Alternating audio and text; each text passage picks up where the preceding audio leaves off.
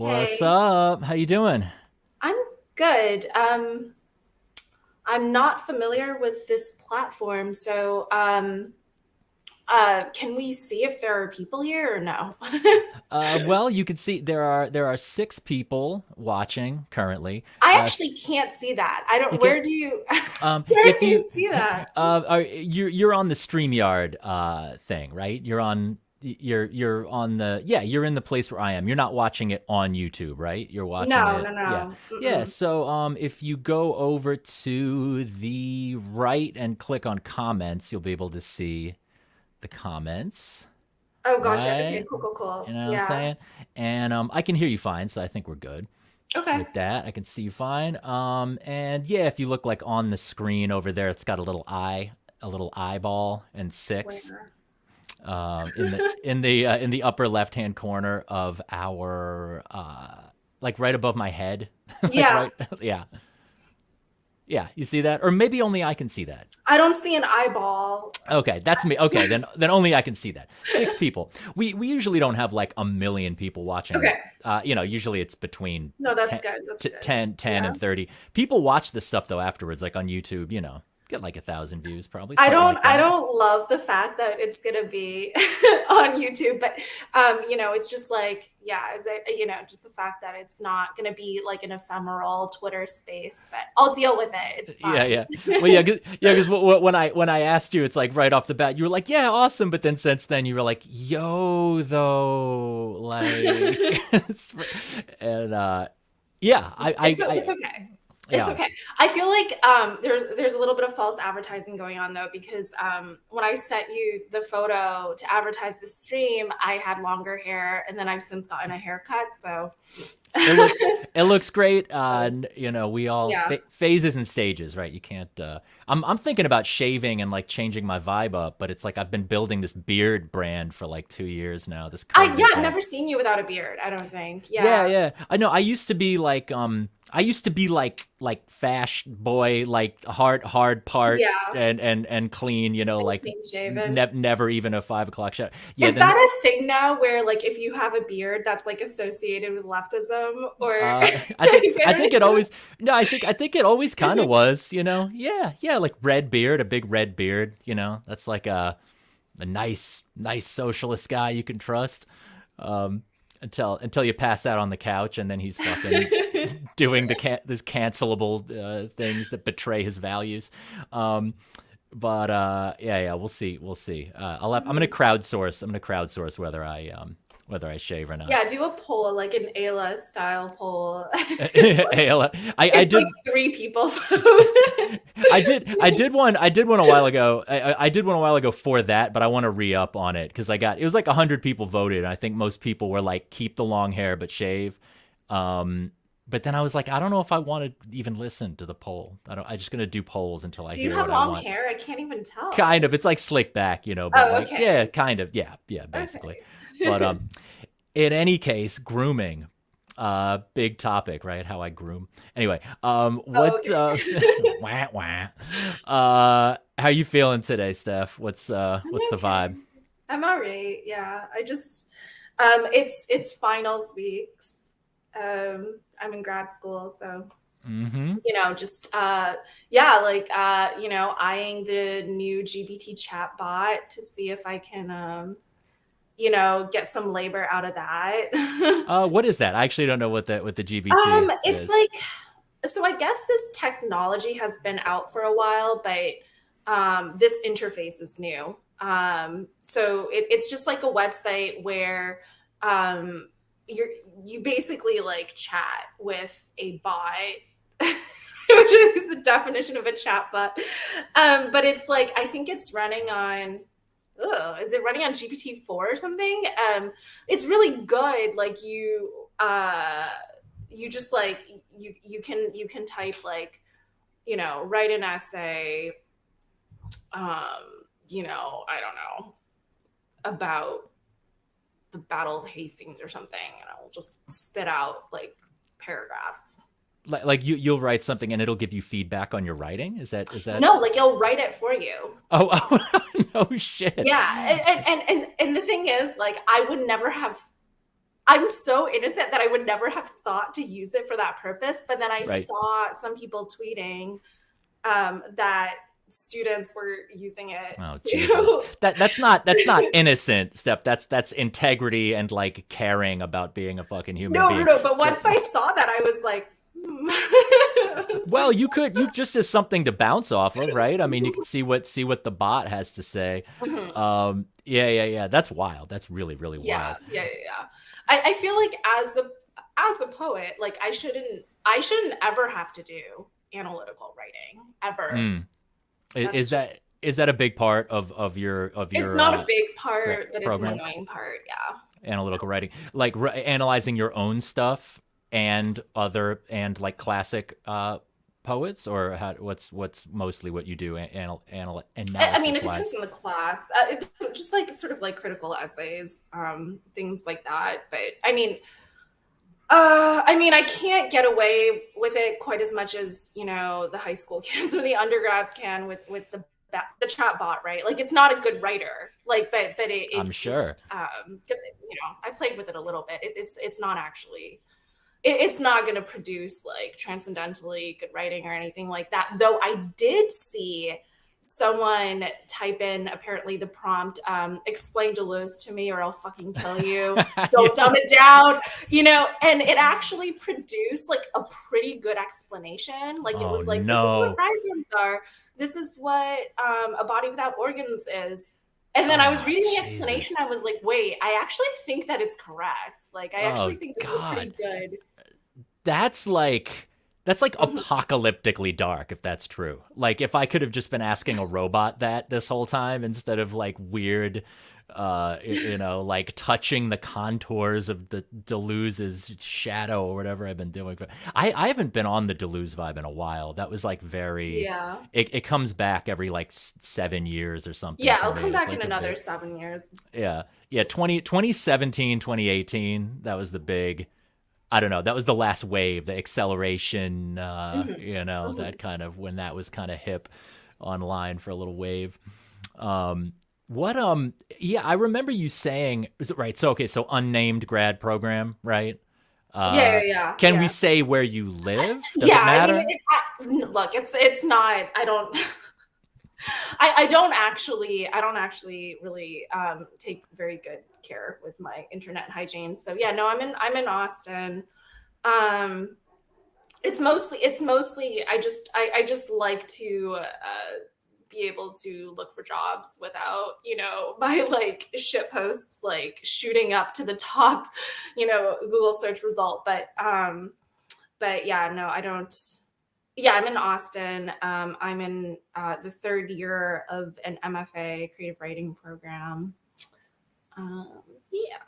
Nice. Yeah, because I saw your interview on Justin Murphy, Mhm, and I was interested actually that you said you were like in grad school mhm. like without any career ambitions from it. Like I mean you have career Yeah, ambitions. I mean you have a career already. But that you were like yeah, you were just like I'm only in this to become a better writer. yeah. I don't care about. I mean, Right. is that different than I always imagine people when I imagine Mhm. people in like creative writing, or like in a lot of just creative fields in grad school, I always picture people like it's like the opposite. They're like, I'm not going to learn anything from this. This is just so I can get a professor job. Like I hear people say stuff like that, like Yeah. literally the opposite.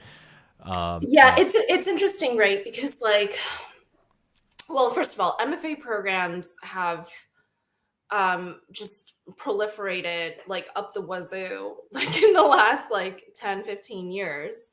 um they historically they historically were sort of seen as a terminal degree. Like, there didn't used to really exist like PhDs in creative writing. So you would do an Yeah. MFA, it would oftentimes be funded, and then you would be on track to become a professor of writing. Right. But the sort of landscape changed over like the last 15, 20 years or so. And now there are PhDs in creative writing, and MFAs are still technically a terminal degree, but not really now that PhDs exist. And also, a lot of them became sort of paid, like, programs where you pay yourself. Yeah. um, and became sort of almost like, yeah, vocational programs where, you pay yourself. Um, but I was fortunate, the program that I'm in is funded. So it is more akin to that sort of traditional terminal degree path, I Yeah. guess. That's awesome. So, but you don't want to be a professor like that, just like at all. But you might, right? Or it's not like a big goal, but you're like I down or don't like know. I don't know. Now that I've been on the Last Things live stream with Charlie Looker, I don't think I can have a career in academia anymore. No, I'm just kidding. But really? No, this no, I'm isn't. just kidding. But like, Is this a I don't. blight? Is this a blight upon your career? This No, is like this is chilled out here. This is I know. uncontroversial. No, no, no. It's just like I don't want to deal with like departmental bullshit and stuff like that. Like, if I were to teach, then I would want to do it sort of like independently, Yeah. do like online workshops myself or something like that. And I do like teaching a lot. But yeah, I just don't want to deal with academia. And I'd rather make money and, you know, You mean just do something totally else for like a yeah. like day job, like actually Yeah. just I was actually looking at I was looking on Indeed.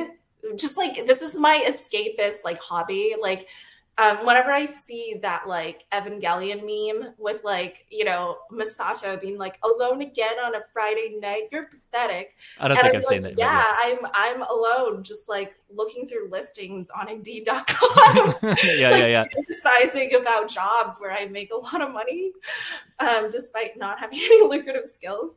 Yeah, yeah. Well, I mean, like amateurism for like deep artists, amateurism in the technical sense of like, not making a living from your work is like deep. I mean, that's like actually really, really deep, I think. I mean, as long as you have enough time, and bandwidth to actually still do your creative work. I mean, there's a freedom there. You seemed, I gotta say though, like in that on that podcast with Yeah. Justin, you seem to be the least you seem to be the most cool with academia as far as, I mean, you're saying you like you don't want to be within the restrictions of it, but I know, I mean, like Justin was on some like almost deliberately getting fired in order to like Yeah.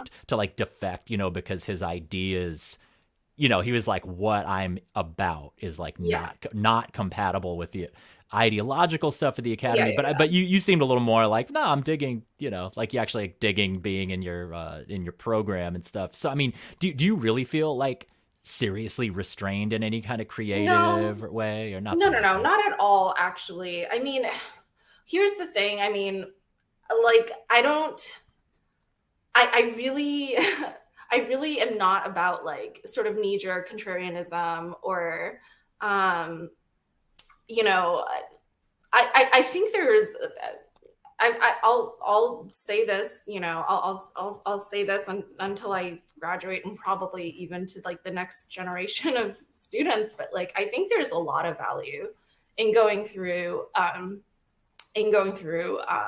formal academic paths if you don't feel like it is impacting your work. So like for me, because I write poems about like angels, like Yeah. it doesn't impact my work at all. But for someone like Justin, I do understand, like, if you're studying something like political philosophy, if you're studying something like, something where thematically, topically, you're feeling like you can't do that without like restriction, then Yeah. it probably is best to seek funding elsewhere. Yeah, But yeah, totally. Because I do love this kind of renegade, mhm, rogue para academic. I don't know if that's what you call mhm, it, but like yeah, people just having YouTube courses that you just pay for a la yeah, carte, and there's no mhm, mhm, accrediting or whatever. Um, I've kind of thought about that a little bit. mhm. I've considered like offering courses, like actually through Last Things. It might go that way. What Um, would you teach? I would probably teach some like nuts and bolts music theory stuff, Ooh, okay. counterpoint, maybe some music history, or maybe do some creative, like interesting. I don't know. I did a video as like the history of New York hardcore. That's it's climbing to the. I think it's going to be the highest views yet, after a couple months, and people really like that. So yeah, I mean, maybe just like music history stuff, possibly.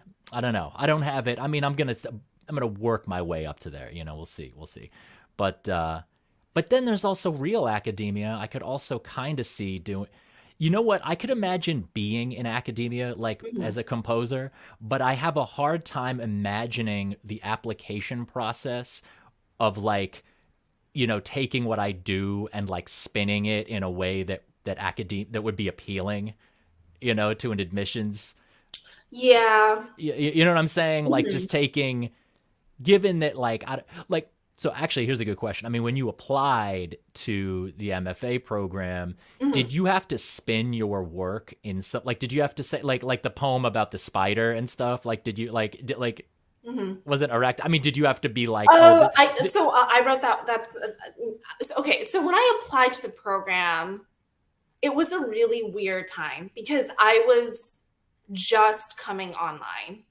I just came online sort of at the beginning of COVID. Um, and and when I applied to the program, I was like submitting my portfolio was like mostly my earlier work, which had,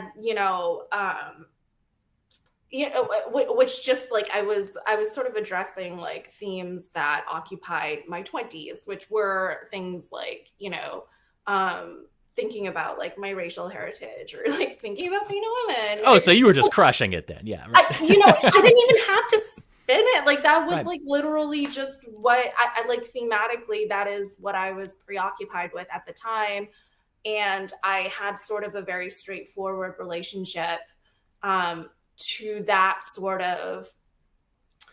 I think a lot of times people in our like sort of sphere of Twitter think that like that people are virtue signaling in some way or are sort of disingenuous in their beliefs, and I think that's actually not true. I am Like with a lot you. of the times, like I think that those are topics that people like genuinely engage with and like have very sort of sincere and like wholehearted orientations toward. Hell yeah. Yeah. um so I don't know, I mean, like, Yeah. No. I'm glad to yeah. hear you say. I'm glad to hear you say that because it's like, yeah. I Mhm. mean, yeah, like the whole sort of like anti-identity politics thing. I mean, Yeah. it's only, yeah, it's good for Mhm. like bullshit detector is good. Yeah. It's good to have a bullshit radar and stuff. Right. But yeah, being from a place, like having roots. The shit matters. Yeah. Yeah. Well, I so like, and that's the thing is like like a lot of this stuff, like, and we can sort of talk about this a little bit more because I sort of connected with you through your article, An Addict's Guide to Neo Reaction, right? yeah, Um, I think that like, there we can sort of talk about the appeal of that stuff, but like, yeah. If you want, yeah. um, um, what is the difference really between writing something about your heritage that is like sort of seen as like woke versus like tweeting, "Oh, I'm a problematic trad Latina." Yes, It's like it's. it's the I same know. thing. Like I know. I know. you It's the same know. thing. It's the same thing, and actually, it's less cringe because being Mhm. Asian is an actual thing that exists, whereas like being a trad cath acceleration, like that other shit is like actually not even fucking real, and the person will be saying Yeah. something completely different next month. Whereas like being Jewish or Chinese is like at least that exists and shit like in the real world. But I'm glad you said, yeah. I mean, I was really really happy to get when you reached out and said like, yeah, I like Mhm. that essay because well, first of all, because it was the first time like a Mhm. writer, like an Mhm. actual writer was Yeah. like, Yeah. so I was like, oh yeah, because I mean, I'm confident in my writing, but I'm not a writer. Mhm. You know what I mean? It's not like Mhm. that's not part of my creative body of work. It's just like this Mhm. thing if I have to get something off of my chest, but also that essay really did bring out of the woodwork. I've made some really cool friends and contacts through that Mhm. because it's like people who are adjacent to that scene and maybe Mhm. have dipped their toe in, but who are just like, yo, like I'm not down with the racist shit. Like, like people, it kind of like, Yeah. teased out some people from that world. And then other people who are like, oh, you pussy, like you couldn't go You couldn't You couldn't go. You couldn't go. far enough. You couldn't go full Hitler. Like, you know. You couldn't be a meth addict and like Yeah. somehow like ironically move to China. Right. Yeah, I know. I'm just like, dude, I sacrificed plenty for this thing of ours. Except it's not. Except it's not a thing of ours. But what was I thinking? Yeah. Well, there's Crime Stop. You know that term. I think it's from 1984 or some. I think that's the word where it's like you're about to think something that's forbidden by the regime, and you stop yourself from thinking it. Like right before it's like going up to the point or something, you know, so people accused me of Crime Stop. You know what I mean? They were like, oh, you can. Oh, like you psyoped yourself into not going further? Yeah, exactly. Okay. Like, you know what I mean?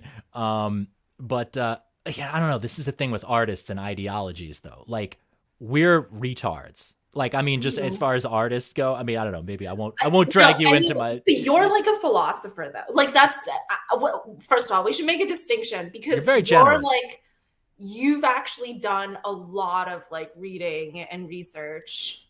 I think I'm good at. I haven't read a book in about a year and a half. But you're like, oh, okay. Yeah, but I read plenty though. I read plenty. No, I know it. But yeah. Well, the thing is, I don't know, when it comes to philosophy and a little bit with literature, I just have the specific things that I've connected with from things that I've read are like very deep to me. You know what I mean? But it'll be very specific points, ideas, you know, poetic connections that have like really inform me, so I can talk about them for like hours and hours. But as far as really actually reading a large quantity of stuff, like not so much. I could not teach a philosophy course. That's you know what I mean? Like on last. I'm not sure about that. I don't think that's true at all. Really? If you can upload a philosophy YouTube video, then you can teach a philosophy course. Fair enough. Yeah. Yeah, Fuck imposter I'm sorry. syndrome. As somebody who engages with undergrads today, all right, I could probably teach it. This is good. Yo, this is good. Fuck imposter syndrome. I'm doing makeup tutorials next. Once I get the beard off, I'm doing like and influencer boxing. That's another. That's my next thing. I've been trying to whip up. But okay. So right. So you got into academia by earnestly writing about your heritage. That's really lucky though, Steff, because you didn't even have to bullshit, and then you're in there. You know what I mean? Like, I mean, you do obviously like, you know, like you do like sort of take care to, like highlight aspects of, but it wasn't like, I don't know how to explain it. It's not bullshitting. It's just like, you know, but, highlighting. Yeah. But it's not like you're sort of lying about your values. Or I mean, it's like writing a cover letter for a job. You know what I mean? Yeah. Or it's like an Instagram camera angle or something. But yeah, like I mean, obviously, on some level, you're aware of what the admissions committee would potentially be looking for. Right. And you know, and the thing is, like when I got very online, then my relationship to that whole. I don't know, like my we can talk about this as well, because I think, you know, you and I were DMing about it, but my relationship to that sort of like discourse is just changed. It just changed because I, you know, my first interaction with like sort of the online reactionary sphere was basically seeing them predict months ahead of time, like every COVID development, while the mainstream media was trying to suppress it. Interesting. Yeah. So COVID really, interesting. And so all of a sudden I was like watching the media use like the language that I had been deploying in a very like sort of sincere and wholehearted way, like, you know, the language of like sort of social justice, to essentially deny like material and biological realities that they were then admitting like months later after banning all of these people, you know? Yeah. And I don't know, should I even be talking about this? Like, is YouTube going to take this video down? I don't even know anymore. But I don't think, I think you a little bit maybe overestimate the danger the danger of what you're saying and Right, right. Well, what that's we're what I'm saying is like yeah. it kind of shifted over time, right? Because I do remember like trying to talk about it with people online and like links being taken down that you couldn't like even like link to stuff. Like you would try to send a link in a DM and it would just be like not sendable, not sendable, not sendable. Wow, Um, wow. and I was like Yes. watching people get banned.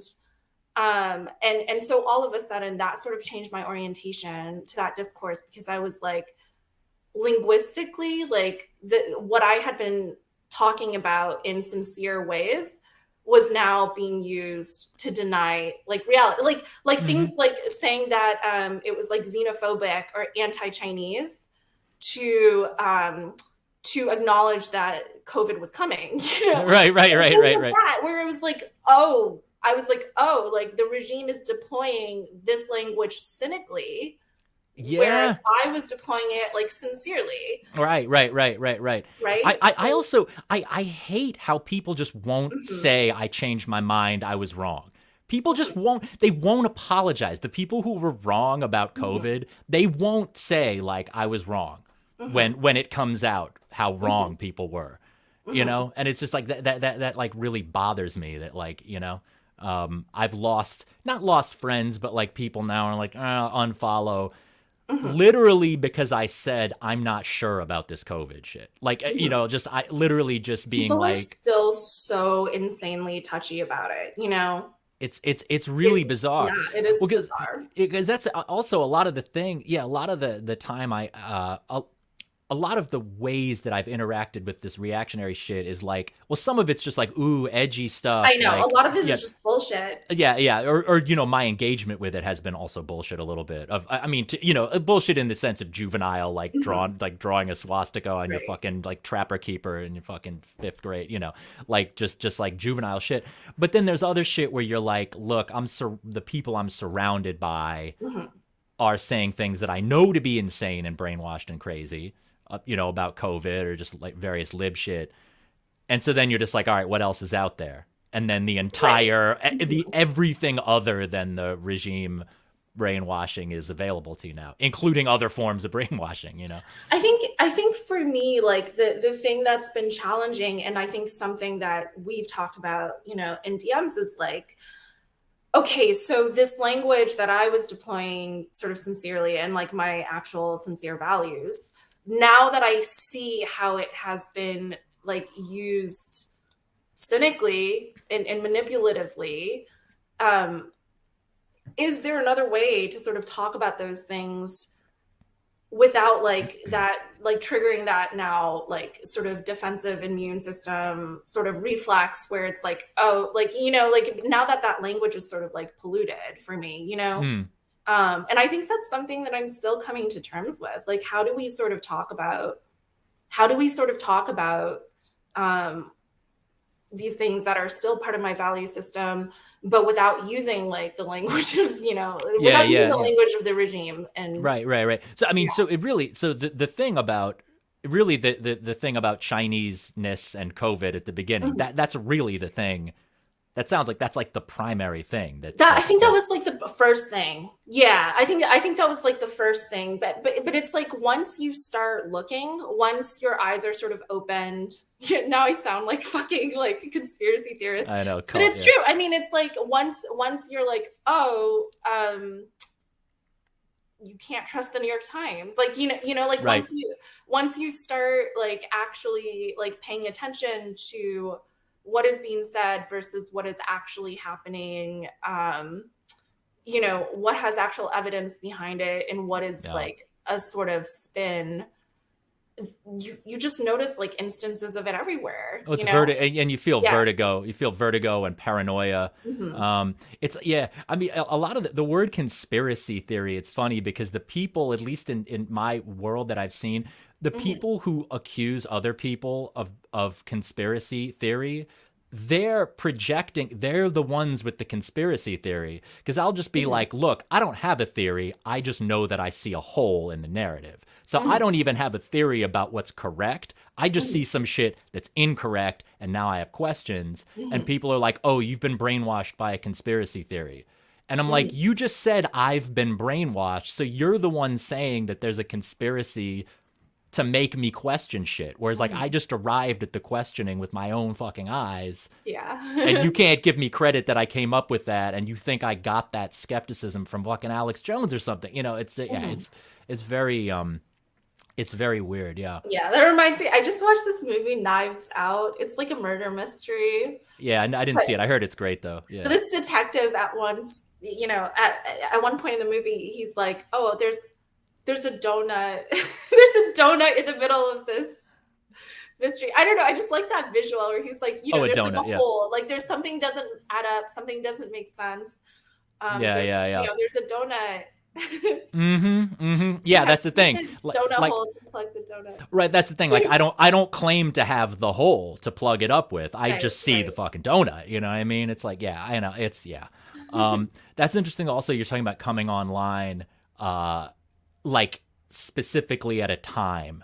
You know, I sort of imagine that you grew up in this or something. In the internet world, because I came online very late, like this like maybe like 5-6 years ago, not triggered by anything other than just philosophy. I just kind of started checking more and more. I was like, oh, who's into I guess through Twitter, just meeting philosophy people. Well, it was kind of a homecoming for me. Like I wasn't very online for like about a decade or something, but prior to that, I was like, in my teens, I was very online.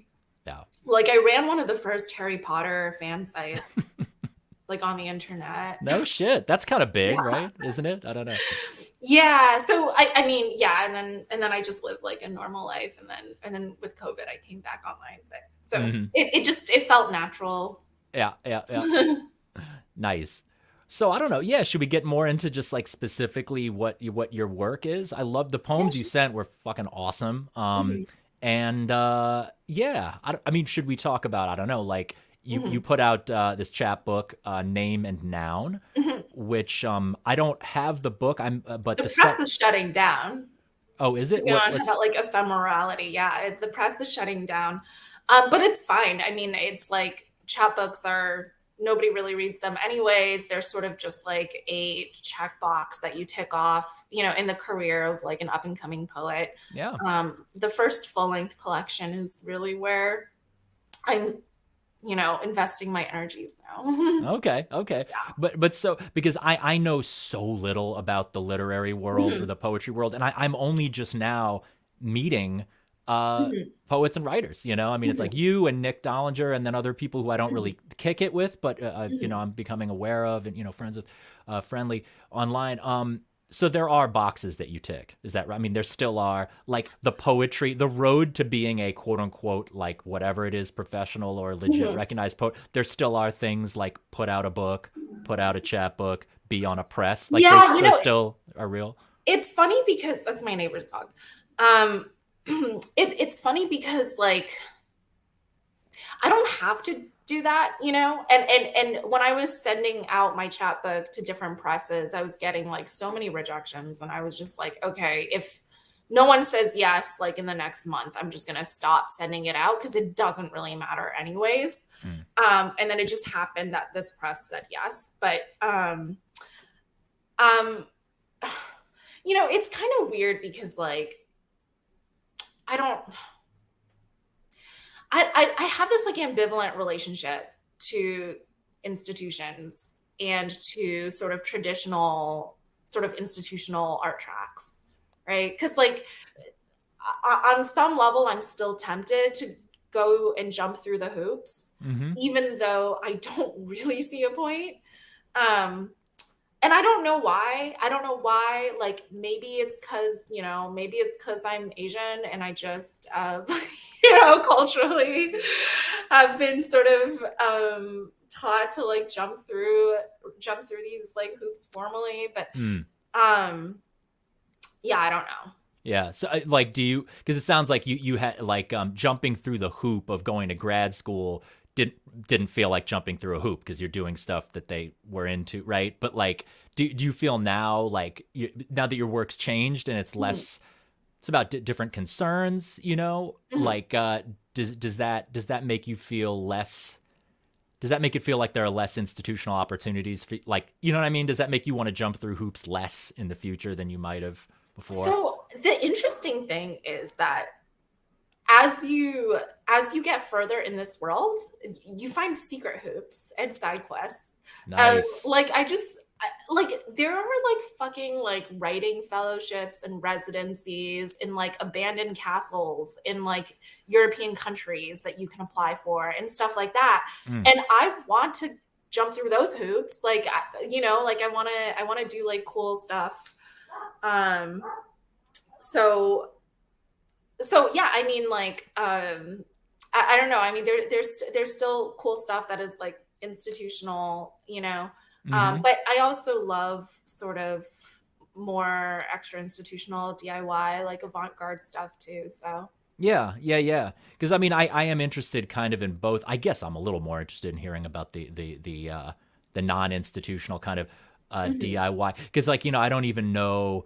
I mean, other than your cohort in grad school, I mean, you have another. Well, because you're talking about like, right, like your sort of career as a writer, like in Mhm. in grad school, whatever, and getting published, and then you're also talking about this Twitter world where you're like, I don't know, ambivalent relationships, certain Mhm. subcultures on there. But like, I mean, do you have are you part of a non-institutional literary scene that is, I mean, there's like this weird, yeah. I mean, this is like this actually, I think, is just like the latest manifestation of the age old battle between the MFA world and the NYC world, right? Like, it's okay, like, it's just like I think the latest iteration is that a lot of it is now happening online. Um, yeah, in terms of these like a lot of these presses which are based in New York. That are independent, that are, that aren't like being distributed through Amazon and okay, yeah, stuff like yeah. that. So But they make physical. They do make physical books. Not that that matters, but I'm yeah, interested. yeah, Yeah. yeah. So for instance, someone just brought up in the comments, like, yeah, expatlet, for instance, the Manny Marrero, the editor in chief there is a good friend. Yeah. Um, and we connected through the internet, and so Nice. yeah, there is like this world that is highly online, but also yeah is like physically established. Yeah, yeah, yeah. No, that's cool. Yeah, because I've had two. Yeah, expat keeps coming back into my Mhm. world. Because yeah, I had Nick on here, expat dude, and then Aniket, who's in the comments, and I talk to a lot. Mhm. He has written some stuff on expat. And who's the Oh yeah, and James. You know James Crendel Clark. I had him Mhm. on too. Yeah. Yeah, yeah, yeah, yeah. So Mhm. he's the expat thing. Um, and so yeah, like and so okay, so right, so they do physical media and stuff that's still happening. What yeah, you when you were in, is there like a West Coast arm kind of? Because I remember you were, I Oh yeah, missed your, definitely. yeah, because I missed your reading. I missed your reading in LA, which I was bummed Mhm. because you don't hype, you don't do enough self hype on there. Because I would have totally been there, but you I didn't keep don't love bombarding people, you know. so I don't love to promote stuff on Twitter. Like on that's the thing, and it's like this is why I could never really be like a girl boss. Like I don't love to I you know I think one of the reasons that I feel sort of disconnected from some of the sort of mainstream poetry world is like you look at poets online and it's just a fucking LinkedIn, Yeah, you're like sharing, your stuff, with like hashtag writing community or, stuff like that, where yeah, it's just so like boring and like there's no like vitality or energy in yeah, it, and that's not at all. I don't know. I'm like, look, like I feel like I want to be like a whole person, and and um and poetry is like a small component of that. And I think probably most of the people that I engage with like aren't even like really interested in poetry or reading my stuff, and that's fine. That's like fine. Like if like 3% of like people that I engage with online like click into a poem, then I'm happy. okay, yeah, yeah, yeah, yeah. Actually, if 0%, I would still be happy. Well, not It's happy, but like I'd be fine with it, you know? yeah. No, that's interesting. I mean, I'm now just starting to make peace, or not make peace, Mhm. but it's interesting. No, for the first time ever, I've got people who know who I am, Mhm. not through music. Like there are people who are Yeah. just like, "Oh, the YouTube channel," and I'm like, "Is that awesome, or is that like actually kind That of is a bummer?" actually You really know? cool. I mean, what would you say, like, how many people would you say, or what percentages would you say know you through music versus your YouTube Oh, channel? 98% or something. The YouTube Okay. thing's only YouTube thing's only 2 years old. I've been doing music publicly for like 20 years. So it's Okay. like, yeah. So I mean, it's a tiny percentage, but just to have anyone be like, oh, I started checking out, I Yeah. saw your interview with so and so on the YouTube, and yeah, and your music's great too. I just bought the record. I'm like, Mhm. that's awesome. I mean, that's kind of like it's all going according to plan, but like Mhm. it kind of it kind of like blows my mind. I don't know. Do you so how many people connected with you after that article? Because that was how I found you. I'm not Yeah. into like I don't even know what genre of music. Yeah. It's cool. You don't have to Yeah. know what I don't know sort of your musical background at all. I just It's all connected with you good. because that Medium article. Yeah. It's all good. I don't know what yeah, I don't even know what you listen to. Actually, you know what? Let's not even find out what you listen to. That would be kind of a sick Mhm. thing to not even dig into, whatever. Yeah. But yeah, did I meet I think I met a fair number. Yeah, I don't know what the number would be, but a Mhm. solid handful of people found me through that essay. And I think some other people didn't reach out to me, but like know who I am. Some people talk shit, Mhm. which is fine. But someone commented on the Medium thing. Someone commented like, "Dude, like I've been a fan of you for a while, dude. Stick to medieval Prague, man. This shit is terrible. What happened to you, bro?" Yeah. I was like, I told you what happened to me. That's the fucking story. Like, what do That's you the want? entire article. Yeah, like I don't know, but I don't know. That Mhm. was kind of Do fun. you feel like now that you have gone through that, you have like better mimetic defenses? You know what I mean? Like, do Mimetic you think that you defenses. would ever fall again wholesale for any sort of ideology the way that No, you did? no, I Yeah, wouldn't. I wouldn't. yeah. You have a lot of cool terms, kind of like just on your like on the tip of your tongue, like mimetic defenses. Yes. I think yeah. I think that the thing is though, even when I was like tripping on that stuff, I never became an ideologue. Like you know what I Mhm, mean? It's not like one of these things of like, mhm, man, like I became an alt-right guy and then I saw the light. It's like I never. I'm almost just fascinated by ideology, like what it means to have an mhm, ideology, especially as an artist, because I just never thought of like having an ideology as being this thing that you're supposed to mhm. do, just like being a political Yeah. subject and, a political member of the body politic or whatever. So just ever since everyone started like clumping together and just like declaring war, you know, I never went to the so-called other side. I was just fucking around and putting thoughts in my head, running thoughts, running scripts, as my girlfriend says. Like, it's kind of like, so yes, I am never going to be brainwashed by an ideology. No, but I mean, it's really just like truth claims. I mean, you can't have an ideology unless you can't make normative statements Mhm, about the world unless you have empirical statements that you think are factually true. You know what I'm saying? mhm. So much of this stuff is there's disagreements about literally what's objectively going on, Yeah. like on a factual level, Mhm, um, you know. But yeah, I mean, I really have become disillusioned with that edgy shit. mhm. I really that I'm I like become know. I'm going like really back to like I don't know if woke's the right word, but I'm just like this Well, enough, that's the thing. you know. I like, I mean, this stuff is like it's all cyclical. Like I think like Delicious Tacos tweeted like, last month or something like, prediction in 5 years, like the left is going to be cool again. Like, I think it's already it cool. already Like, is. well, Like, like I also like I don't when I think about like who's making like yeah, deep art, yeah. or who's making deep music, like who do I Mhm, know in my world who's making like the most beautiful stuff? mhm, Those people, a lot of them are the people saying really dumb, libbed out shit, mhm, and they just want to make beautiful music. They don't want to like dig into like, oh, like, looking at the cracks in the regime. You know what I mean? They just want to be like, I'm a solid person. Like, it's all love, love supreme, racism's bad. Like, just kind of like keeping it simple. And, people in this kind of edgy, like, ooh, but what about this? But what about that? They aren't making sick music. I don't know anyone who It's true, who yeah. who has the riffs in Dime Square. Like, what bands are coming out of fucking Dime Square? I can't think of any. I mean, there's big artists who are kind of going a little right, whatever, Kanye or Ariel Pink, but they didn't come out of a reactionary scene. They just came out of music in general, and then they're paying lip service to this right-wing shit. I don't know of any bands or artists that are coming out of the reactionary scene at all. I mean, can you think of any? Are there any?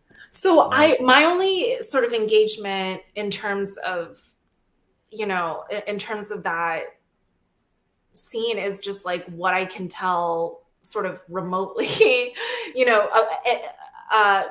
like reading people's like sort of short stories or or poems or and like just writing stuff.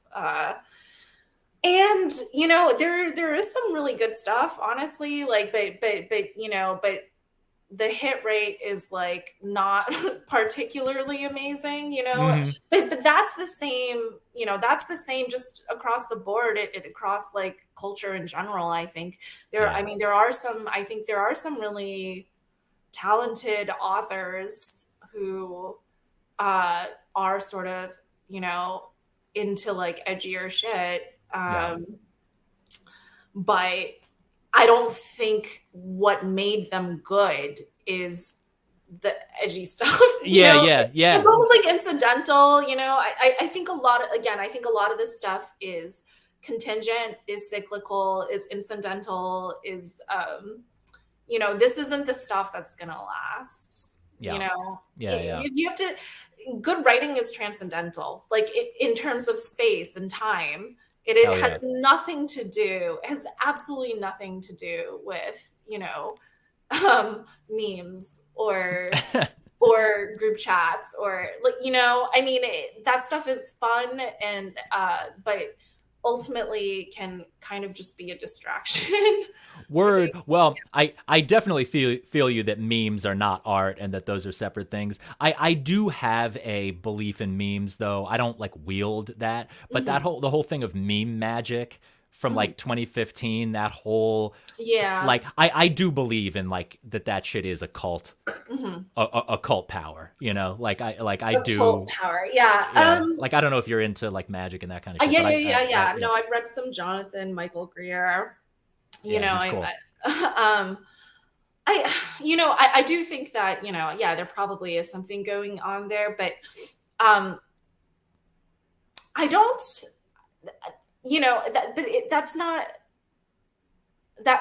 a good thing. I don't think it's not a good thing. The way that the sway that memes hold over culture, Oh, it's been dark. Yeah, it's been super dark. Yeah. The fact is, like, I never watch like YouTube videos, or I barely at this point watch any like TV or I love, historically I've really loved like movies and film, but most recently I haven't been watching a ton of those. But I think it's like kind of a real shame that our culture is so steeped in visual media, whether that's, and I say this while we're, doing this thing that's going to be on YouTube. But like, I think it's a kind of a shame that people are engaging so heavily to the detriment of other forms of art with like visual media and with like, it's all the same shit. Like those like flat graphics, like those neolib sort of globalist flat graphics, humans of the world, corporate, just art, like where everyone's like flat. I think I know what you mean. And sort of round. Yeah. And it looks like it's all designed by the same artist. No, there is something really grim about that. There's something really grim about that. But Pepe's are the same. Like to some extent, you know what I'm saying? Like this mimetic, like visual shit it's all a shortcut for like deep thinking, deep reading. Um, you know, Yeah, like yeah, yeah, yeah. I mean, yeah, Pepe is trash. Peepo, though, the little cute guy, I love. is like my favorite. I mean, it's literally like it got me through COVID, the little guy. Like I just like my whole phone is just like that fucking little dude. But yeah, yeah, like I got a question. We totally should get into your actual poetry, but Oh yeah. you've got so much great shit to say otherwise Sorry. also, so we got to get through. What is your definition of a grifter? Because I'm really interested in Yeah. that gets thrown around so much, and everyone just calls people call right wingers grifters a lot of the time. Hmm. Often, Hmm. like Yeah. rightfully, yeah. What would you say? What's a grifter? Okay, so the way that I use it, or the way that like I don't know. generally Yeah, people use let's say the way you use it, because I just thought it's funny. Like poetry grifter is just such a funny, like just the idea that it? just I Mhm. don't know. It's like self-deprecating joke. I don't know. It is self-deprecating. Yeah. I think I've like talked about this, on other podcasts before, but it to me like the idea of, again, I feel so insecure and almost guilty and bad about trying to push, trying to push my work on other people, that it's like, like even when I retweet myself, I'm like, what are you doing? Like, and to Yeah. some extent, like it kind of feels like a grift, even just like being online and like making little bids for attention, Yeah. Yeah. and I don't think, I don't think I'm like particularly bad, but like I think on a cultural level, like all of us are constantly making those bids. And in that way, we're like all sort of like universally grifters. Obviously, like actual grifters, what do I think about actual grifters? I do think that there are, yeah, like people who cynically, I would say like, people who are more sort of like cynically, trying to climb the rungs of, some sort of like clout or like Clout money making system. scheme. Right, Yeah, right. yeah, yeah, Yeah. yeah. Yeah, no, totally. Because I think yeah, it's like the cynicism and the dishonesty. Because yeah, Hmm. like I mean, the classical definition is like literally like a con artist, who just Hmm. lies and like steals Hmm. money from you and then skips town, right? But but the thing is, I also kind of I've been I like what you said before about about how so many people are more honest. They're being more honest than they get credit for, online. I Hmm. mean, you were talking more Yeah. with the identity politics and Right. the lefty side of things, but Yeah. I think on all sides, like I think you can be a grifter while still being honest, because you're being Hmm. sincere. Well, Yeah. it's I like don't this, know right? about that. It's That's an like interesting question. Can you be an honest grifter? it's like if you're Yeah. not being honest with yourself, you can be sincere but still be kind of bullshitting because you're not aware of like the things, like okay, like for example, right, 2016, 2017, right? Hmm. I Hmm. was like really, well, I still kind of am actually, but I was like really into like Jewishness, right? And it's like my Jewish side was in my head plugged into this anti-Trump. I was never like Antifa, like full on derangement, but I was a little bit Trump derangement, kind of. And I That's look. surprising to me, Oh, actually. oh yeah, I yeah, was yeah. there too. I was No, there no, no, too. big time. I was literally hashtagging like I'm with her. Oh, that's Yes, grim, Steph. Okay, yes, well, no, no, I but that makes me know. feel better about my I know. own. I was in the Pussy Hat marches. It's yes. Yeah, yeah, No, yeah. So we were both there, dude. We were no, both no, that's awesome. I mean, no, there. because I never even was like, yeah, I was never even like on that vibe, but I was sort of on some. My main What does point, it have to do with Jewishness, though? well, just because I was like, there's going to be another Holocaust, Oh, and gotcha, gotcha. Yeah. it's in my blood Right. memory to be Right, right, sensitive to right. these things, right? Yeah. Um, but the thing is, like, I look back on like posts that I was, ways that I was performing online, and I look back and I'm like, I wasn't insincerely bullshitting. I No. wasn't like, ooh, I'm Right. gonna play identity politics and pick this thread of a so-called oppressed group from my heritage and Right. latch onto that so then I can be Mhm. like, but then I look back and I was like, well, subconsciously inside a little bit I was doing that. A little bit. I mean, but I wasn't deliberately bullshitting anyone. But if I'm honest with myself, the incentive structure, I was like a little bit, Yeah. there's like a sincere feeling, Yes. of like, this is fashed out, I'm freaked out. Sincere Yeah. feeling of like, ew, I don't like the racism. Sincere feeling of like, oh shit, man, they're trashing Jews. Like, I don't like that. That's like my fucking people. But then it gets plugged into the incentive structure, and then you know what I'm saying? You're like saying earnest shit, but it's Yeah. ramped up, and so it's kind of bullshit a little bit. I don't know. Yeah. Like, It's like there's there's virtue signaling, and then there's like holding virtues, right? Like you can signal a virtue that you actually hold.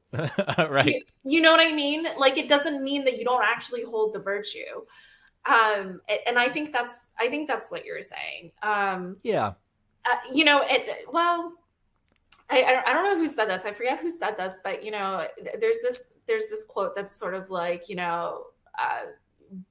be kind towards people, but be ruthless towards systems, and I don't know who said it. That's left as hell. That's super left. I like that. That's But cool. but like you can sort of see that, you can sort of apply that to anything. Like you can apply that to like, identity politics, right? Mm-hmm. And you can apply that to left stuff too, and just be like, hey, like, I don't like begrudging people for taking pride in like their heritage or I know. It bummed me out when you tweeted something like you were like, guys, like this is my old like, this is my Chinese shit. Like, don't don't get mad like at the identity politics. I was like, God damn it! Like those folks are like.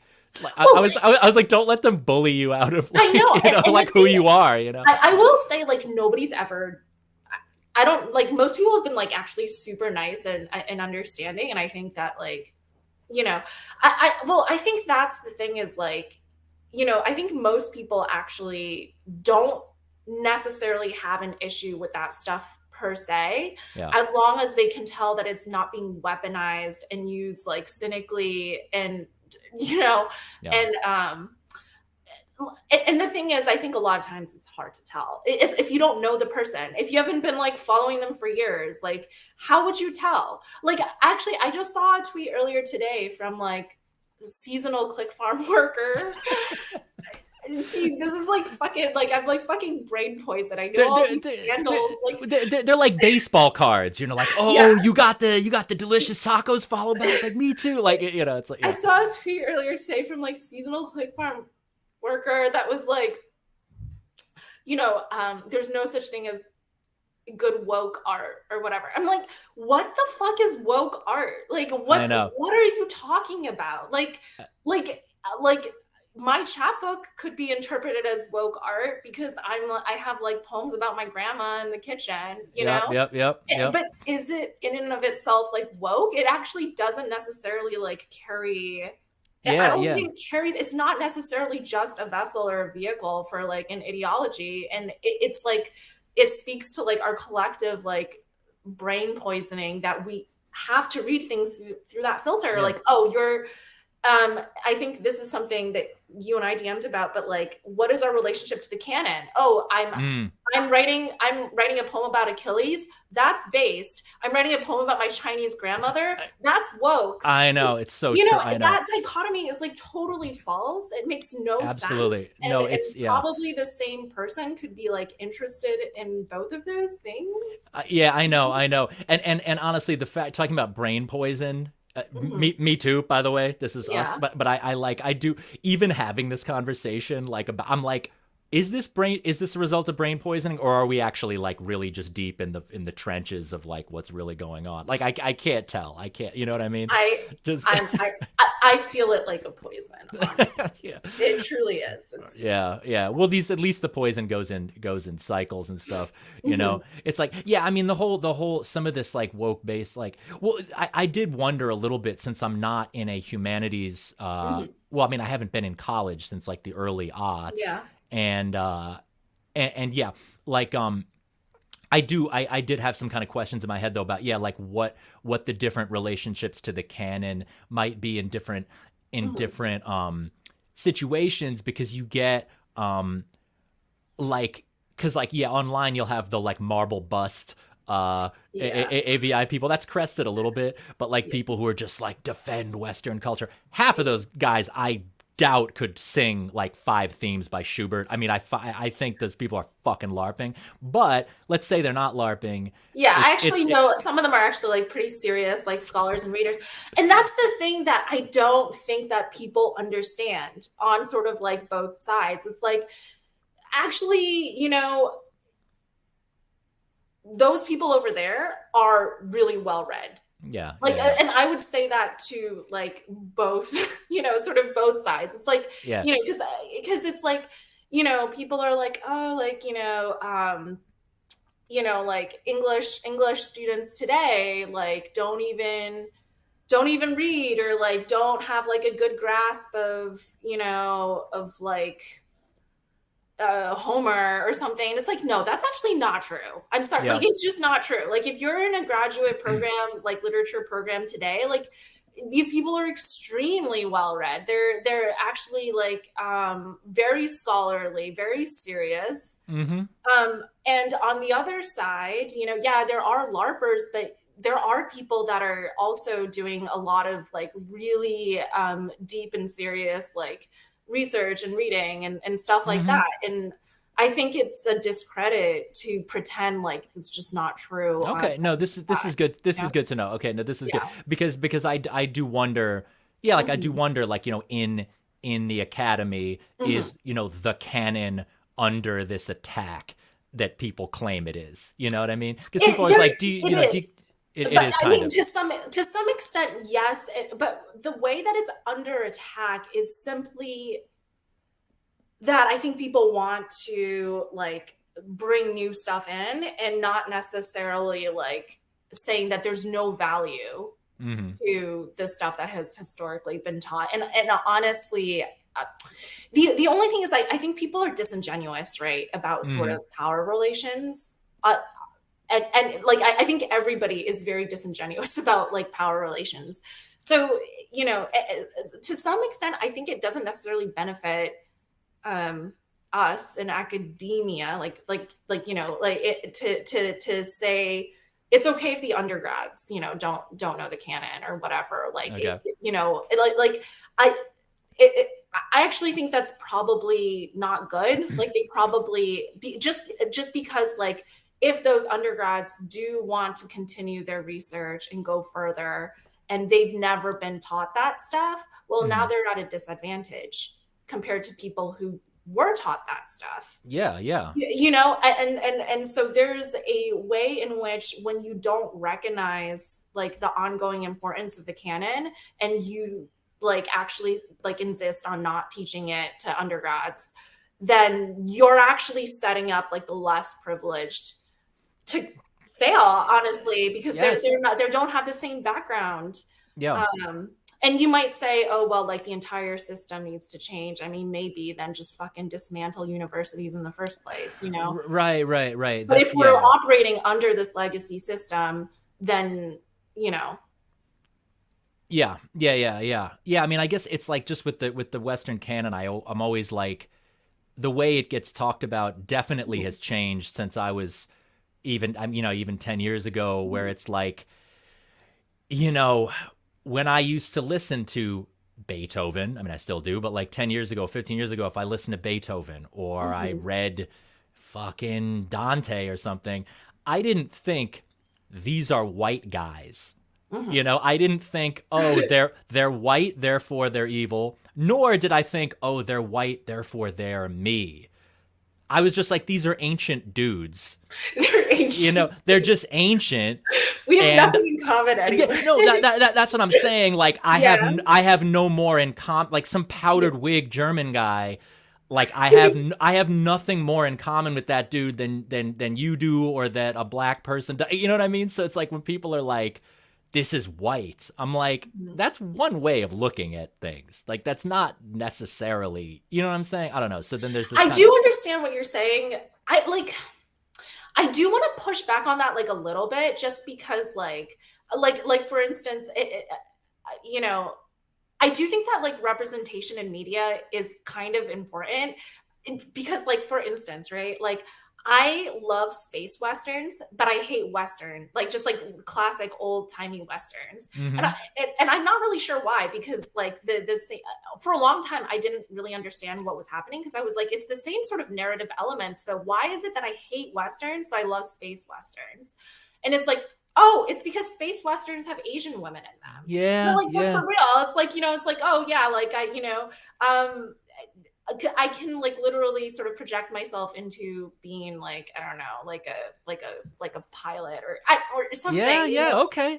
and so I Yeah. think that there is like sort of an importance to like seeing your demographic like represented and stuff. And so for me, like I'm not, I'm against denying the ongoing importance of canonical works, but I Mm. am pro like adding stuff. Yeah, And, yeah, and yeah. I don't, again, I hate being disingenuous about trade-offs, because everything you do has a trade-off, right? That And is true, so yes. it's true that if if you have a semester and you add like, you add something, you have to take something out, you Hmm. know? Um, I think that's a really hard question, but Yeah, yeah. I don't think that like, people are sort of like evil for deciding one way or another. Right on. Okay, this is good. Representation is important. I did not. That is. I'm love. This is great. This is great. This is Okay, part. well, This is part of my rewokening. You're like no, helping. but the You're thing is bringing me like, back to shore here. You know. but again, like if someone doesn't agree with me, that's fine. Like that's the thing is like, I don't, I have friends who are like marble bust avies, and I sort of like roll my eyes, but it's like I don't, it's fine. Like we can have, we can have different ideas about whether the trade-off is worth it, right? Like Yeah. all I ever want is an honest conversation. Yeah. That's Hmm. all I'm ever seeking, is like, okay, like, maybe to you it's not worth it that like that that an Asian chick like sees herself in something, and Well, that's yeah. okay. Like Yeah. Yeah. I Yeah. like, but um the thing that you're saying too about the fact that like some guy in a powdered wig doesn't relate to you any more than like than another demographic, Yeah. I think that's like an important point too, because when you talk about like intersectionality, like all aspects intersect, right? And so to elevate like racial, the racial aspect of your identity to like the uber alles like Right. identity thing that determines whether you relate to someone or not, I think is also like that rings Right, right, false to right. me. Yeah, yeah. Even if you are going on the representation is important side of Yeah, things, right? exactly. Why is it Mhm. just race? You know, why isn't it Right. also just class or Or something else? time Yeah, period, like you're saying, like there are these elements that are intersecting that like we don't even talk about. Like, yeah, you're not in the same time period as that person, therefore yeah, like how are you related to that person? I don't know, you know yeah, what I yeah, mean? yeah. No, I Yeah. mean also, yeah, I mean it's like there's also no, um, like Jewishness, for example. It's Mhm. like I never even growing up thought about what composers were like Jewish. So there'd be Mhm. no, nor did I think of myself particularly. So in Mhm. that case, right, it would be irrelevant then. But that's just because I wasn't being told that I am this thing and I got to choose being the, you know what I'm saying? Mhm. Like, whereas like if you're black, you're told you're black. I mean, it's like, it's not really a choice whether you are, so it's a different, yeah. Got Yeah. Also, these different identities are totally different. Also, I mean, it's like, it's not like anyway. Um, it. yeah, yeah, yeah, yeah, Next you're gonna tell me you like Kanye. yeah. No, I did a video. It's really obnoxious to refer you to a video that I recently I'm did, gonna go but watch it. I'm gonna watch it. I hate yeah, videos, but I'll watch yeah, it. no, no, no. Watch it because, well, the TLDR of it is basically fuck Kanye, Mhm. but I'm gonna I said like 12 points totally defending Mhm. him, Mhm. but then coming around to be like I have to say fuck Kanye. I have to. I can't I mean, yeah. out of basic self respect. Yeah, right. I cannot just be like LOL. I just like Right, not, of course. Yeah. but then I also contrast it with this. Do you know Ari Shafir, the comedian? Mm-mm. He has this new special just called Jew, and it's pretty fun. Okay. It's It's harsh. It's harsh. In any case, Oh, okay. Should I watch yeah, it? Do you yeah. recommend You should watch every one of my videos stuff. Every it? single. No, no, It's no. just. But the It's a treasure trove. No, no. You should watch that special. The special's on okay, YouTube too. okay. And yeah, yeah, fucking Kanye, dude. You can't Well, just be a hotep and just let me. I'm not gonna let that go, dude. Fuck off. Anyway, yeah. but speaking of Jewishness, that transitions well. Like I sent you a poem about Esau. Oh, yeah, yeah, yeah. Okay, no, but wait. Which one was about you? You had one about Eve and one about Arachne, which some of this shit I'm not literate enough to catch it all. Well, You're gonna have to well, bring me up to yeah, speed. this is the thing. Since we're talking about the canon, yeah. So I've been one of my more recent writing projects has been like looking at biblical characters and looking at like mythological characters and writing. Mm-hmm. Writing based off of them, either persona poems, like from the perspective of that character or about that character. But Yeah. yeah. Yeah, that's awesome. Yeah, yeah, because you wanted one of the specific topics you wanted to touch on was persona, which Hmm. is something that I haven't. I want to do more of. I want to do a whole album from other people's points of view, and I never really Yeah. felt. I'm out Do of. you have persona songs that you have? Well, Yeah. what I've done a lot is it'll be like something that's totally really me, but it'll just be like one point of view, one of my many points of view, and I'll like exaggerate it and go deep into it and Hmm. take away some of the qualifications and ambivalence and Hmm. caveats and like amp up this one perspective. So like yeah, like I have a song on the new Extra Life record called What's Been Lost, Hmm. and it's basically the point of view is like return with a V. Like it really is like what happened to when men would die for something like that, Yeah, you know yeah, what I mean? But it's like I mean it's something that really crosses my mind frequently. It's not like my but it's kind of a character, it's kind of a persona. yeah. But so I'll do shit like that. But you're taking it to but you're like actually writing from like historical like and biblical figures. That's different. I mean, that's like really that's more dialed in a very particular way. So yeah, Yeah. let's talk about that more. Yeah. Yeah. I mean, this is kind of like the next phase, right? Like, because once you've sort of sussed out your own identity issues, right? Your own sort of like race, gender, whatever, sexuality stuff, which I think a lot of people have to do through their 20s. I think it's like a life phase that is probably necessary to be like a whole human being. Yeah. Um, then you start thinking about how do you relate to other people? How do you relate to society? How do you relate to culture? How do you relate to history? And so now my poems are like more, it's like me sort of reaching across culture and time and trying to identify with, different characters. Yeah, yeah, yeah. I mean, because it's really the opposite of navel gazing. I mean, Hmm. it's like just looking not Yeah. only outward but back in time. Hmm. So Yeah. yeah, yeah, yeah, yeah. Which do you want to read one or? Sure. I will read one. I have to look on my phone.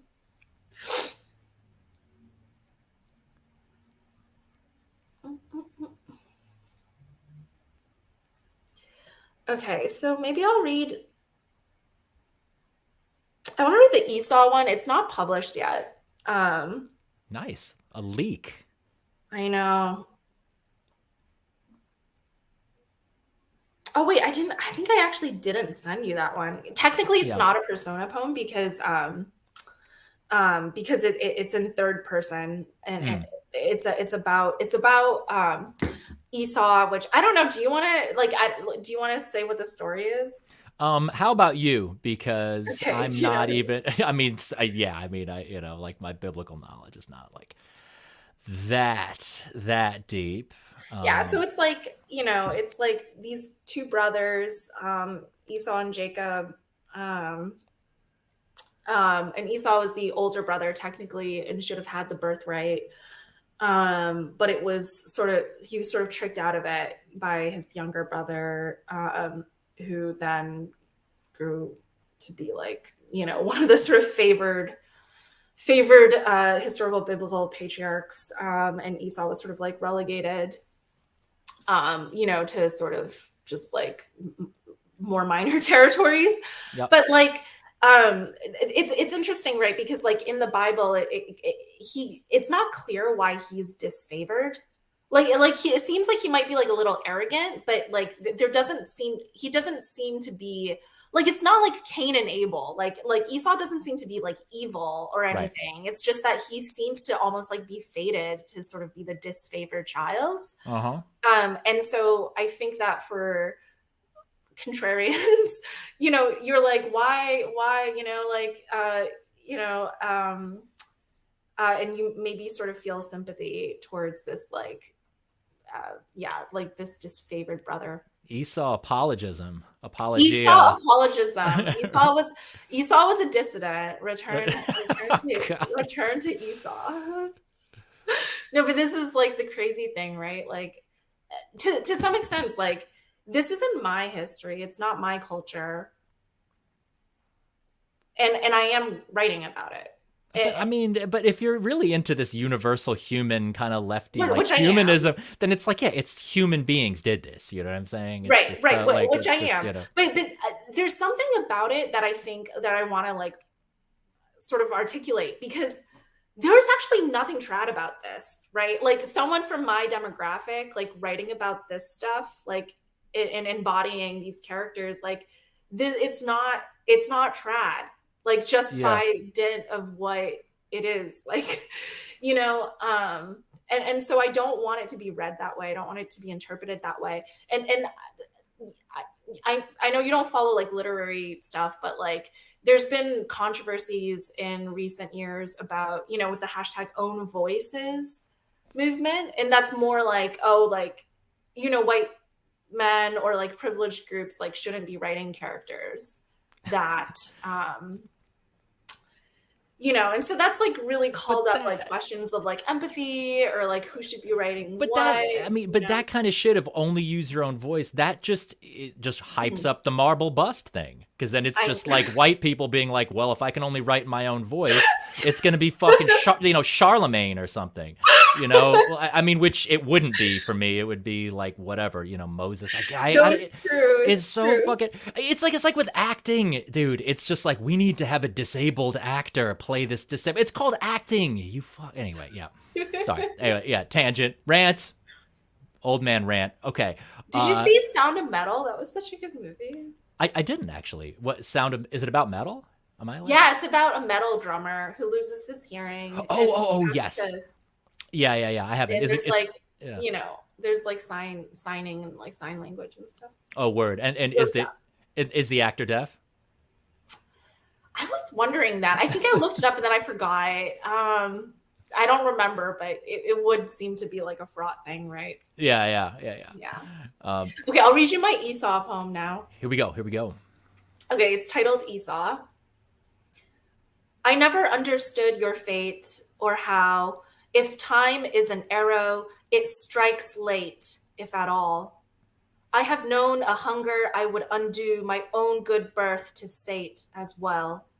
The clock yokes all who walk the thick meal of earth. So why? Why are we to hate you? I too have known trickery, sunk in the warm salt bath of a lie. The desire for vengeance, a pillar of fire, sorting the brown land of my chest. Prince, I commiserate and curse how, if time is an arrow, it strikes us in the back, a bloody bank deposit. I never understood a word. So that one's not from Esau's perspective. That's like from my perspective. Right. That I don't understand why he's, sort of the disfavored son. Yeah. It's a beautiful poem. And you, I mean, I'm just like, I just vibe with, I mean, this might be superficial, but musically, I just, like literally just the rhythm of your writing, the sound. I mean, it's just like very aesthetically, from a musician's standpoint, like really just awesome. But yeah, right. So you're like, right. Yeah. It ends with, I never understood. Right. But you definitely unambivalently feel empathy for Esau, or at least some question of why. Yeah. I don't understand. I mean, this is the same. It's the perpetual question. Why do bad things happen to good people? Or why, I don't know. I'm just like reading these stories and they're not like moral tales necessarily, right? They're all like messed up and I don't know. It's funny because like yeah, Esau is male, right? So the thing is like I've been trying to write persona poems like from the perspective of historical characters, but I can only write them if they're female. Like Hmm. if the character is male, I can only address them or maybe write about them in third person. Okay. It's a real deficiency as a writer that Okay, I've so discovered in it's myself. not a it's not an own voices thing. It's that you would like to, but you just don't. You feel kind of a block. You feel kind of a block Yeah, there. I feel like a weird block, and I don't know why. It's like I feel like I am universally able to empathize with like all women through time, space, and history, but I can't empathize with like any man ever. I'm just kidding. Right, right, right. Yeah, I mean, You know, I don't you know why. know, You can't write we're personal we're poems we're from different. We're that different. Very perspective. reactionary take. It's like But weirdly, like yeah, it's like weirdly reactionary, right? It's I mean, like I'm joking that it's reactionary to say men and women are different. it's But reactionary for me to but not sympathize with men. yeah, yeah. Yeah, like Average woman, somebody commented. Crom is awesome. Like wait, but yeah, so but right, so you can but so you feel right, you feel weird about writing from the point of view of a man, but writing from point of view of another ethnicity, zero problem, right? I mean, you could write like a white chick is fine. Oh yeah, yeah, That's yeah, yeah. yeah. I can write white chicks for They're easy to sure. figure out. I mean, yeah, but like right, right. As white adjacent, How according about to you're adjacent as fuck. Like no, what adjacent. what black woman would you write from the point of view of that's I dicey. haven't It's dicey, honestly, homegirl. I don't recommend and it, I but think it would be. Again, I think yeah, I think that would probably be sort of dicey territory, but I haven't yet. I don't know. you would be canceled by everyone you know from both sides. Probably, right? Wouldn't you? I mean, like just First of all, Charlie, cancellation is fake. I know it's just accountability. You would be held accountable for your hashtag not your own voice. Um yeah, yeah. No, but it's fake, right? Like nobody's ever like I don't know. I mean, Some people, sometimes it's a myth and it's just somebody complaining about cancellation. Sometimes it really is life ruining. Depends oh, on no, no, no. depends. I don't deny that. Yeah. Sorry. Let me rephrase that. Like, I don't want to be like facile about that because yeah, I Yeah. agree. I hate mob behavior. I hate, people like rendering someone's life like miserable. Uh, I just mean that like in the instances that I've seen, like when that happens to a person, they usually come back with like a bigger audience than ever, and Yeah, yeah. oftentimes like an alternative, like financial sort of income stream, Yeah. that Yeah, that we gives yeah. them like true independence. Well, I That's what I think mean, but I do think that is probably like very emotionally devastating. yeah, yeah. I mean, and also, that to me, a grift definitely taking your cancellation and trying to get clout by complaining and Mhm. stuff. That to me is a grift. But as Arbogast is saying in the comments, cancellation is very real. Someone killed himself Mhm. depending. I mean, I believe you. I hear it, man. Yeah, I know some people whose lives were. Although, if you don't kill yourself, it's hard to say what a ruined life is. But some people, in any case, yeah, no, I hear it. It's fucking real.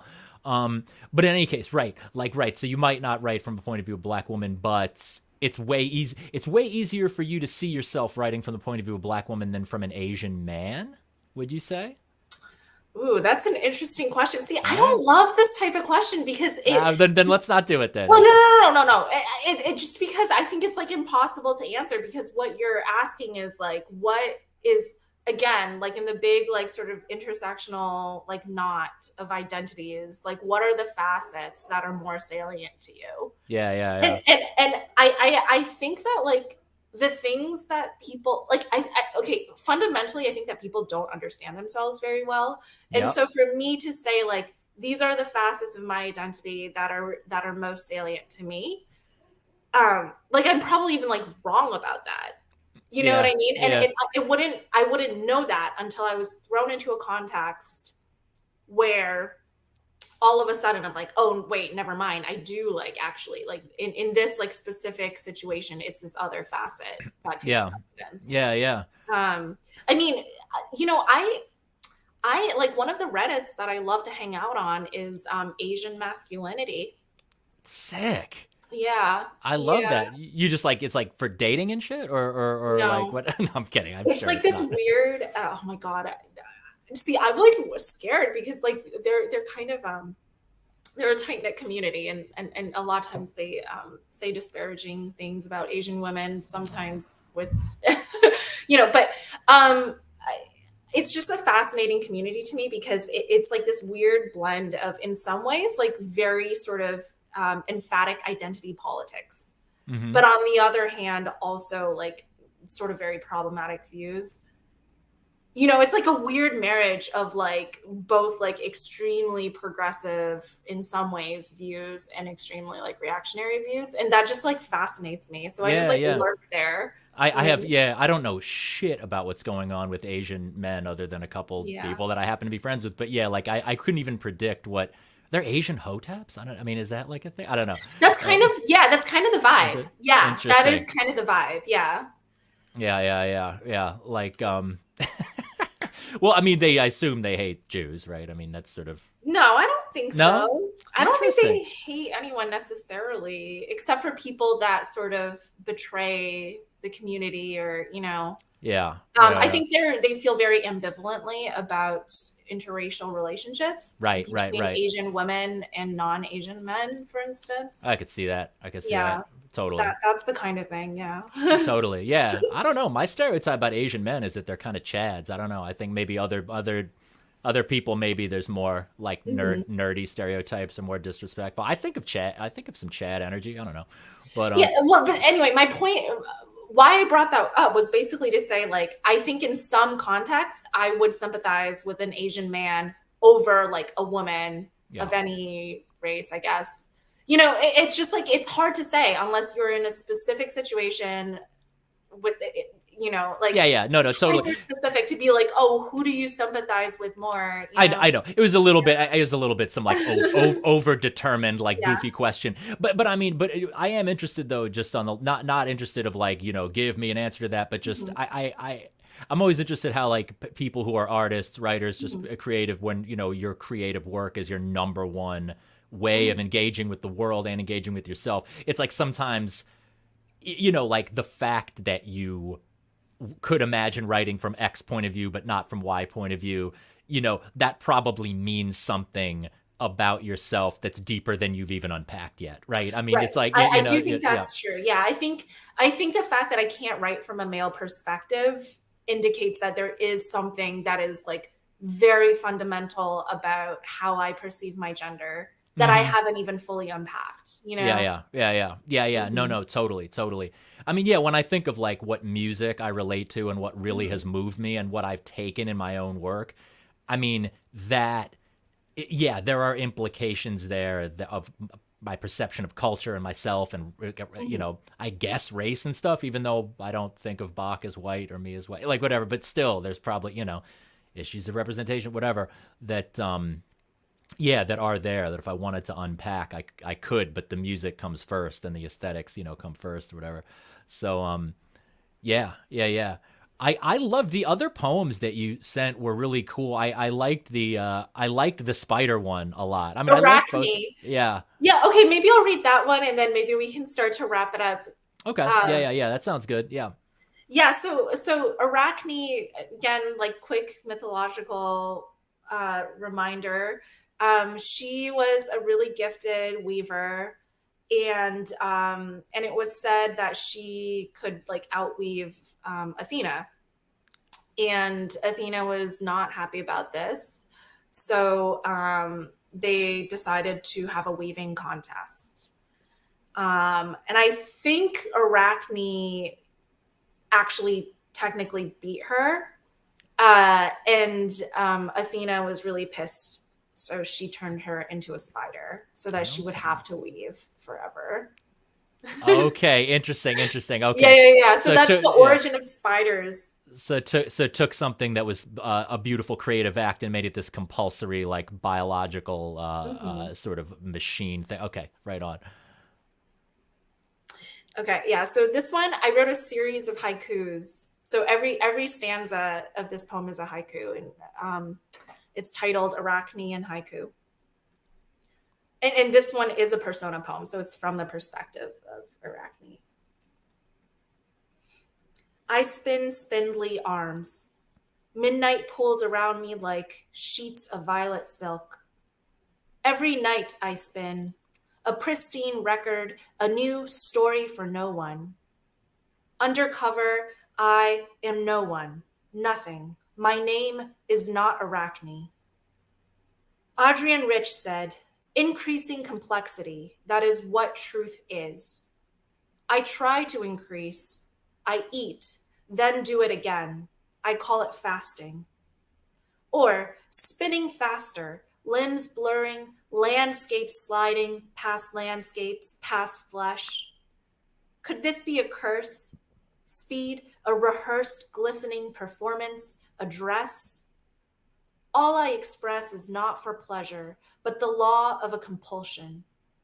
Spin, spin, how a man might spit into the gutter, no hesitation, no craft, utter truth. I consume, then I produce. Why call it a curse? So I don't know. I think there's like this I mean there's like a sort of materiality to craft that I think I relate to as an artist. Yes, yes, yes, You yes. No, know, no, no, no. it's like Absolutely. it's kind of a curse to have to produce content. Yeah, I sort of know what you mean. Well, I mean, definitely, like it would seem to me that doing having this poem be such a crafty poem, doing haikus, it's a several haikus in a row, that doing something that formal, that deliberately formal, is like a that fits the subject matter well, about craft. I mean, are all your poems really tightly?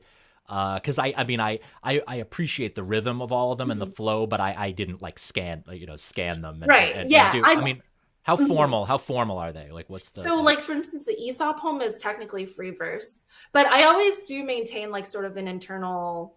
I lean very heavily on internal rhyme and Yes. assonance and consonants and stuff like that. So a lot of times I think that when I read them, yeah, like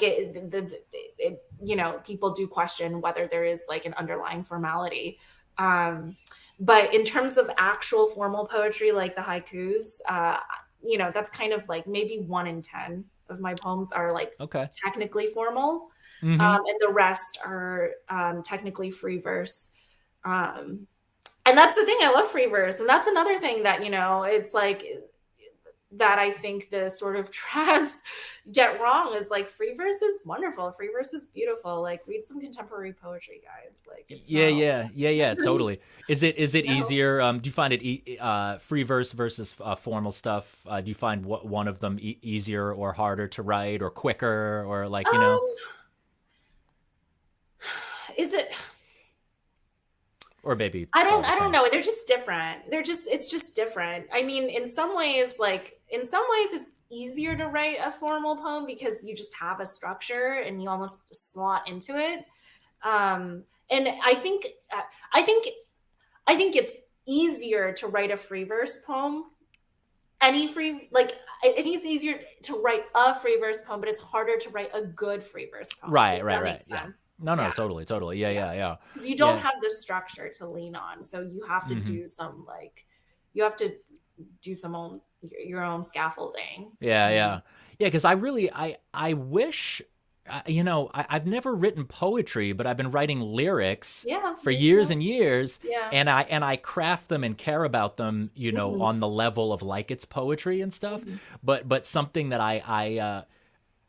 it almost like this almost inspires me to try to write free verse, because like when I'm writing lyrics, it becomes like there'll be two lines and then it's like, oh, that's now the rhythm of the melody, like, you know what I mean? It Mhm. just becomes like locked into these couplets and stuff like that, whereas like the free thing could possibly could open up all kinds of melodic possibilities, Right. Do you sing?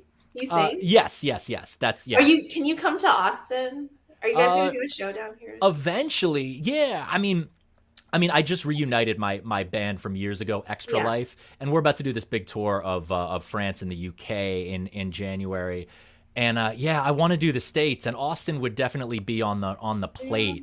it's just financially the States is just such a fucking beating, like, compared to just touring the States, Yeah. compared to Europe. I mean, yeah, just as far as what the money Like possibility is. getting like Airbnbs and stuff. I mean, just the amount that places pay, and just Oh, okay. Yeah. compared to Europe and stuff. But yeah, we're gonna do the States. Yeah, Austin. Yeah, Austin would be cool. I love Austin.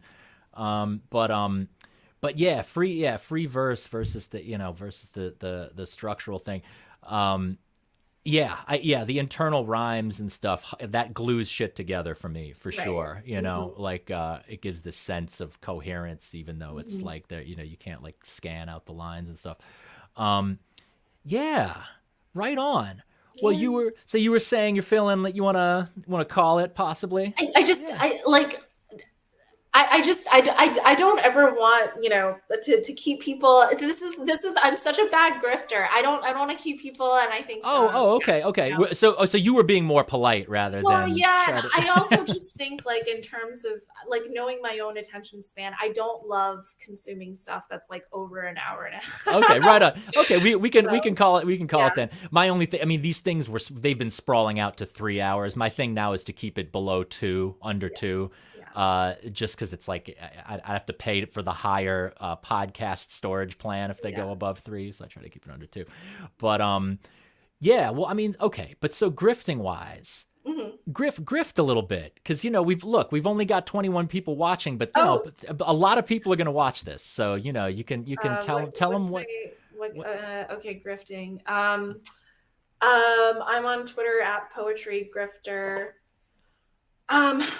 My chapbook isn't even for sale anymore because the press shut down. So don't try to buy that. But Okay. what else? I'm starting to do this podcast with default friend Catherine D. Called The Computer Room. That's right. So those are my only things right now, and I'm hoping to put out a full-length collection of poetry in hopefully less than a year. Okay. Cool. Yeah. And so, you're shopping that around, and like, that'll within a year. Okay. Sick. Yeah. Everyone check out the Computer Room podcast. I have not yet. I've listened to you on other people's podcasts, but I haven't yet checked out your own. So that's definitely something for me to get down with. Sweet. Steff, thank you so much. Thank you for coming by. Was really fun. Oh, it was fun as hell. Absolutely. Anytime you want to talk about anything. Okay. Yeah. Right on. There it is. Okie doke. All right. See ya. Bye-bye. Bye. There you have it. The outro, equally as important, equally as unimportant as the intro. The outro every time, I'm just like, next, we got some great guests coming up. We do. A couple slightly bigger names coming up. It's not Kanye. It's not going to be Kanye, but some new folks. I liked, I was there's a lot of cool stuff got said in here that I did not expect, which I love. Steff was like pulling me in some different directions, thinking about stuff that I had not thought about yet, had not thought about yet or in a long time. So anyway, right on, everyone. Again, if anyone wants to join the Last Things Discord server, hit me up someplace. My email is chardlurker, CHARREDLURKER @gmail.com, and or hit me up on Instagram or whatever. Last Things Discord, it rules. Many of the awesome, fun commenters in the comment section are Discord folks. And there you go. If you're in Europe, come check out Extra Life. Well, if you're in France or the UK, come check out Extra Life in January. It's going down. And there it is, folks. Thanks for hanging out. Peace.